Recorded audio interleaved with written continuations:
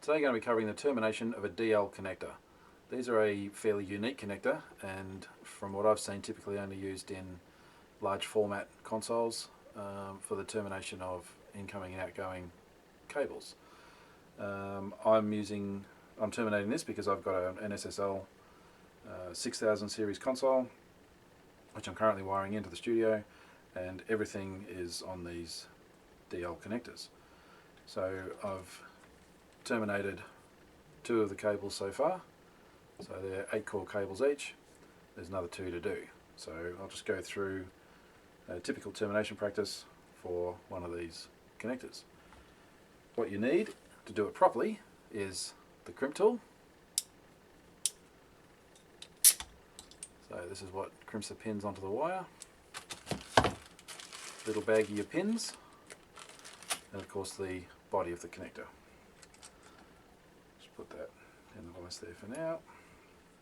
Now we've got a piece of multi-core. It's an 8-core. I've pre-stripped one end, so there's the 8 separate cores. This is quite good quality cable, so each core is numbered, and it's got a good quality shield. So now ideally you would use fine, these aren't super high quality ones but they do the job, side cutters. I tend to use these big fat buffers. These are more electrical based ones. They're pretty heavy duty. I wouldn't recommend these for this type of cable unless you really know what you're doing. I'm just used to using these, and they've got a nice sharp tip, they've got good feel, they've got some weight to them. I'm used to them, and as such I can get some pretty fine work done. So let's go through, get these prepared. The way that I'm doing it is just putting a little nick in the side of the sheath, trying not to damage the internal conductor, and then just, without letting the jaws scrape down the, this one's being tricky, scrape down the copper, taking the sheath off.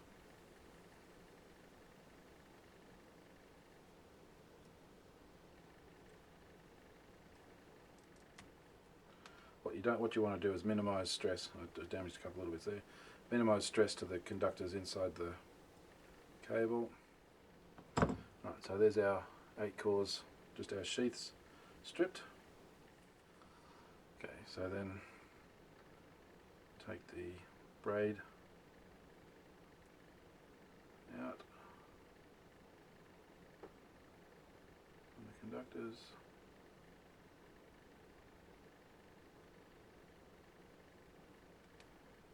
Give them a good twisting. Okay, so that's all the braid separated out, or the sheath, or the earth, or the ground, the signal ground, whatever you want to call it. They're all separated out.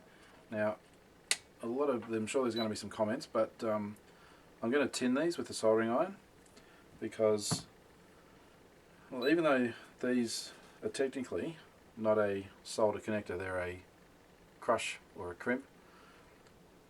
I'll show you why I like to tin it. I'm a bit of a, I don't know, I'm a bit fussy when it comes to these crush connectors, and I've had issue where the even though it looks like it's a good crimp, and it is a good crimp, but sometimes with the bright pressure and so on, the conductor will come out. So what I like to do is tin all my ends, and after I've crimped it, just put a little bit of heat on there with a touch of solder, and literally just make sure that the actual conductor is soldered to the pin, and that absolutely guarantees a really good connection, and it guarantees it's not going to fall out on you. So I'll go through and I will tin these braids.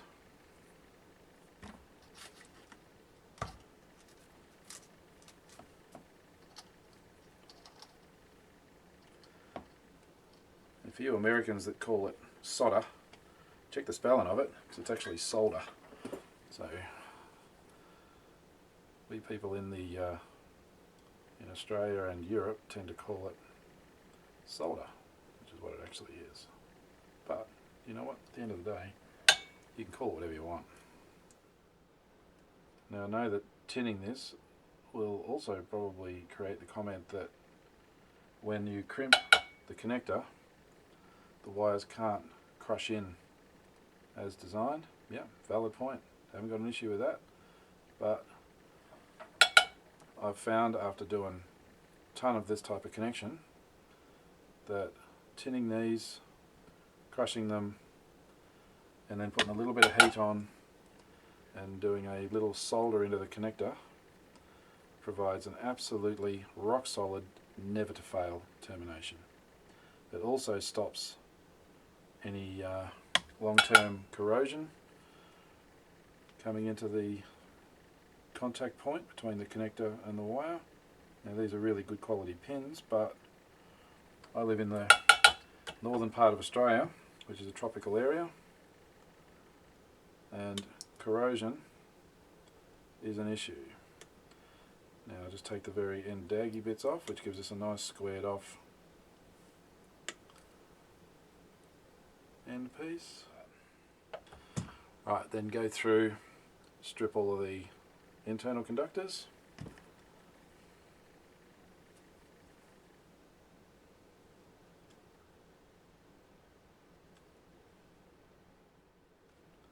Make sure when stripping that you actually hold the sheath of the conductor separate to the whole cable, because you don't want to pull on the conductor down inside the cable and potentially stretch and break it. Then that makes for a difficult fault to repair once you've made the connector. Now these, I'll also tin these.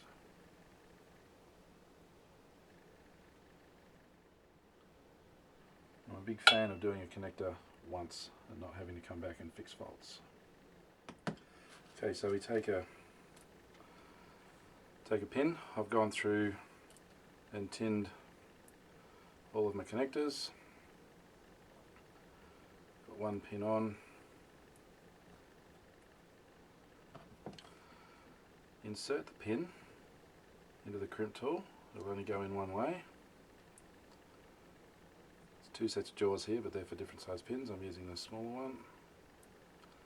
Then we insert our wire into the pin, making sure it's seated correctly. Then crimp it all the way until the ratchet releases, and there we've got a terminated pin. Now I mentioned before that I like to put a dab of solder on it, which is why I've tinned the connector. I'll just put the earth one on so that I can do them all.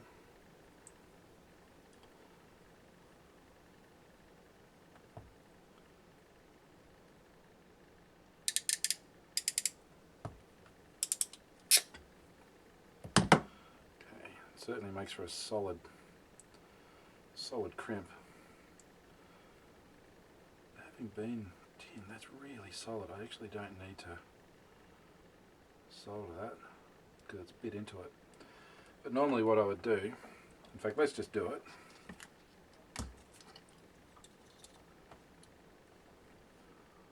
So it's difficult to see with this camera, but because I can't go too close. So literally just put a little bit of heat on the crimp itself, right in front of it, and it only needs just a fraction. And what it does is there's something that I can point with, a bit of heat shrink. So down in here, the solder from our pre-tinned bit of wire flows onto the copper pin at the very, very back there, just in the crimp, and it really, really seats it in place. You only need the tiniest little bit of solder.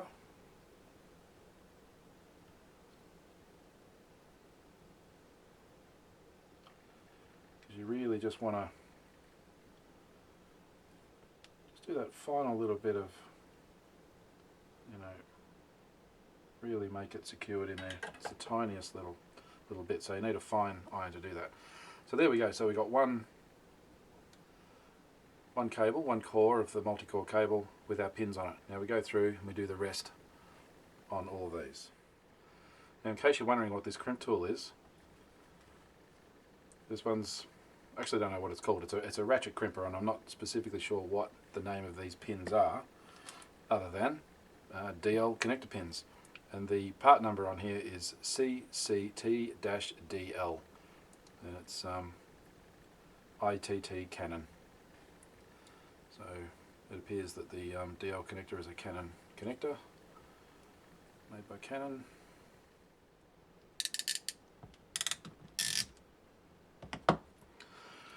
Okay, so all of our pins are on. Now, the next thing to do is we don't want to have these bare earth wires hanging out in the body of our connector. Whilst the grounds in the SSL are all common, it's still good practice to insulate them. So we just use some heat shrink, cut some lengths. Okay, so we've got all our heat shrink cut. Slide that down onto each earth to cover the exposed conductor. Right, then we use a heat gun. Don't be tempted to use your soldering iron and do this kind of thing, because you don't get an even heat and you're likely to burn it and get garbage on your soldering iron and then it melts and stinks.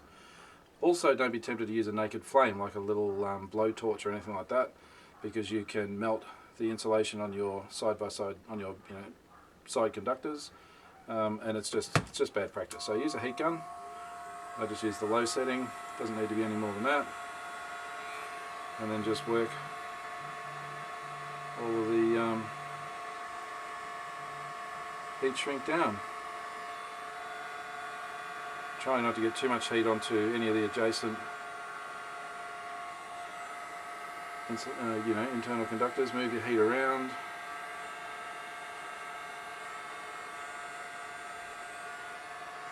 Like that. I could have cut these a touch longer, but it'll serve the purpose. The thing is too, is if you have it down too far, it makes it difficult to get the pin into the body of the connector. So that's all it needs, doesn't need a huge amount.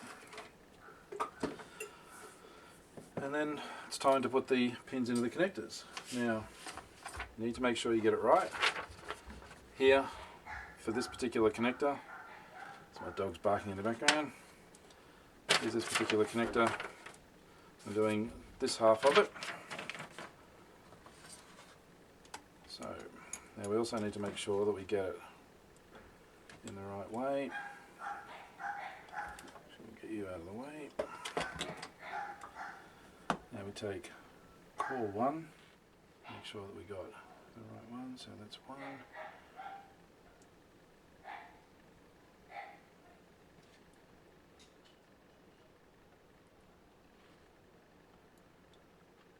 Insert the pin, trying to make sure that I've got that can be seen. It is a bit fiddly, and when it's all the way in, you'll hear a little click.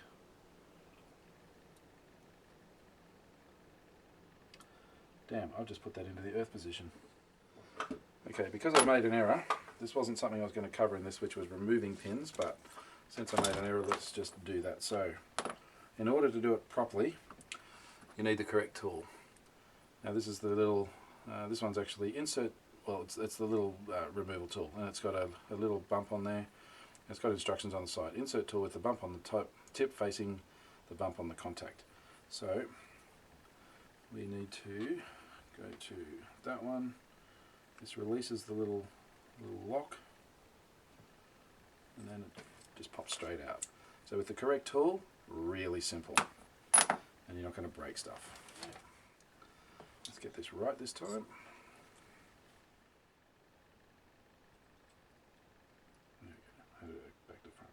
Okay, so that's locked in. So negative, positive.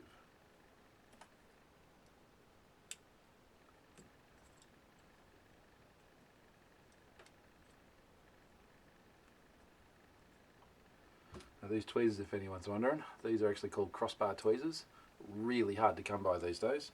Crossbar was a switching technology made by Siemens. And it's a telephone switching system in telephone exchanges back from my telecom and Telstra days. The old plastic band is broken, so I've got a bit of a hose clamp in there, which is a little bit stiff, but it works. But they're an awesome set of tweezers. Wish I could get another set, but they're just impossible to get.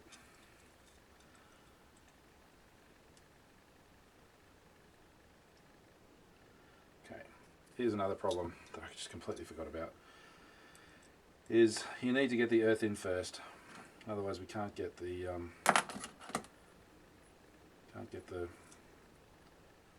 pin in. There's not enough flexibility there.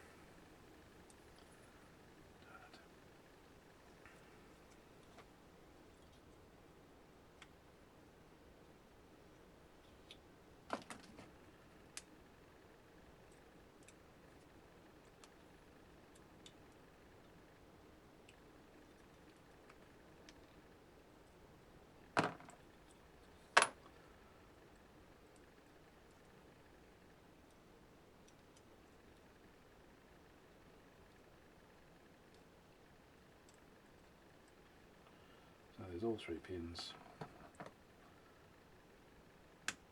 Pop them back in. Little click.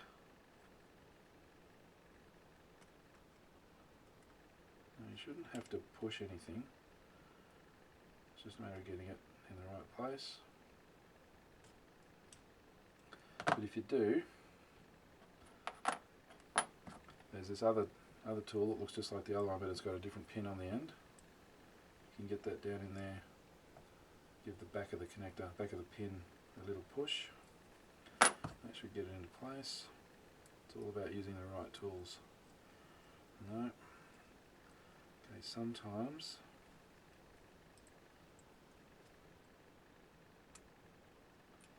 right, the little clip, sometimes it needs a little bit of adjustment. Best way to do that's just with a really fine flat blade screwdriver. A little pressure in behind it. Just bend it out a touch, doesn't need much. They're a tedious connector, they really are. There we go, so that just snapped in.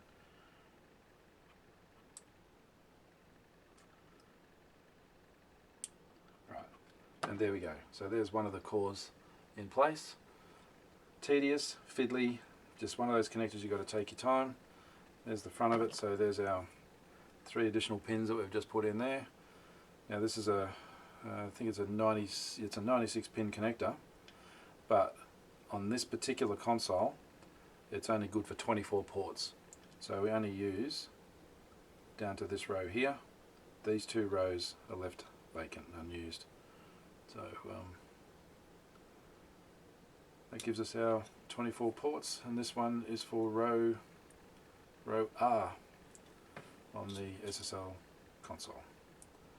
And there you have it, a tedious, fiddly DL connector.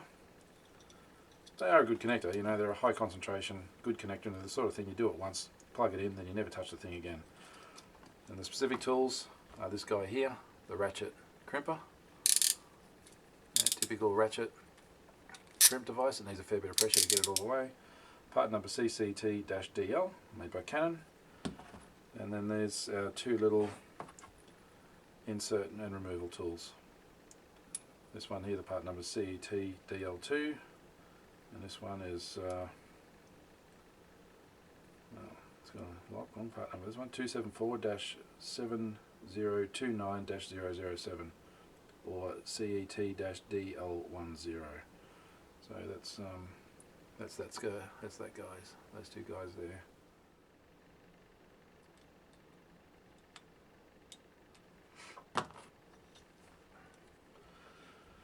Okay, so there's all of the connectors into the body. Now, even after I managed to mark it up twice, getting this first cable in, thinking I had it correct, when I actually went to put the rest of them in, it was like, oh, hang on a second, it's wrong. It's the next day. When I shot that other part, it was getting quite late and I was a bit tired. So I was just making some silly mistakes.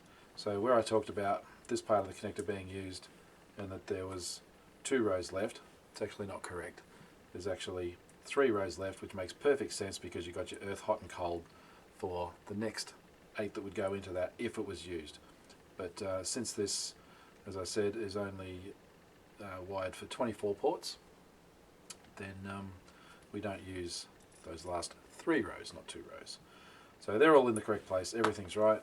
Now at this point we literally just put the shell on, and I've labelled it for the connector number that it is for when I'm underneath the console, and it just pops in like that, feeding all of your cores through gently, making sure you don't slice anything. Get it in there like that.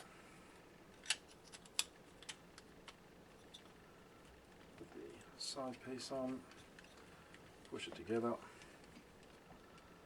Then we've got 4 screws and 4 nuts.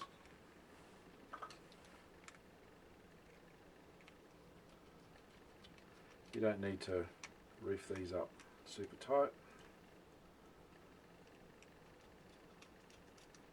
Just nip them up.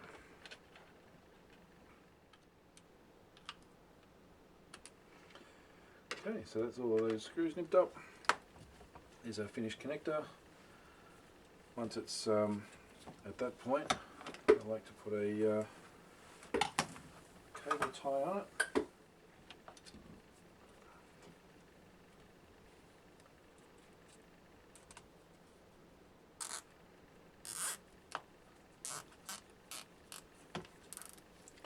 Cable tie doesn't need to be too tight. You don't want to wring its neck. And that's that. 3 8 multi-core, 3 8-core cables. DL connector. In this case this is going into DL 51 as labelled on the bottom of the console. And this particular connector will be getting used for microphone preamp inputs. So the other end of the cables, which I'm not going to cover in this video, the other end is going to be XLR males. So that's that.